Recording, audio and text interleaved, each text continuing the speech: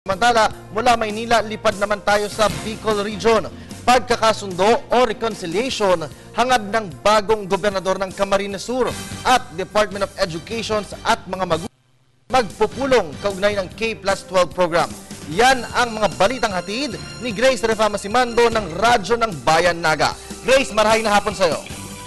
Hi Kirby, maraming hapon. Kalimutan na ang politika. Panahon na para magkasundo ang mga partido at iba't ibang kampo, lalo na ang hiduaan sa sariling angkan. Ito ang pangunahing agenda ng bagong uupong gobernador ng Camsur, Governor Migs L. Jr. Villafuerte. Pahayag ng batang gobernador, uunahan niyang pagkasunduin ang kanyang ama at ang mga magulang nito.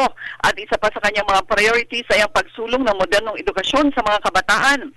Full computerization sa lahat ng mga government high schools and elementary schools sa Camsur ang nais na isulong ni Governor Migs. Paniniwala niya na kung ang lahat ng mga eskwela ay may access sa internet sa mga paaralan, mas kalidad na edukasyon ang makukuha at mas malapit sa pakikipag-ugnayan sa kanya mga estudyante.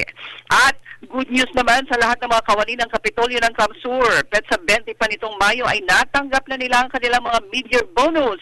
Iniatas na rin ni Governor Migs na umentuhan at ipatupad na ang natitira pang dapat nadagdag sahod sa lahat ng mga kawani. Dinagdagan din ang budget sa lahat ng mga departamento, ang allowance sa department heads at ang sweldo ng mga provincial board members. Samantala, kaugnay naman ang pagpapatupad ng K-12 sa lahat ng mga papasok sa grade 7 ngayong taon, magpupulong ang lahat ng mga guro, tauhan ng DepEd at mga magulang upang pag-usapan ang mga aspeto at bentahe ng K-12. Ipapatupad na ng DepEd ang grade 7 ngayong pasukan sa mga grade 6 pupils, layo ng DepEd na mas mabigyan pa ng panahon ng edukasyon ng mga bata. Samantalang sa senior high naman ay bibigyan na sila ng technical vocational skills na pwedeng maging daan upang makapaghanap buhay ang mga kabataan bago pa tumuntong ng kolehiyo. Radyo ng Bayan Naga, Grace Refamasimando para sa Telebisyon ng Bayan.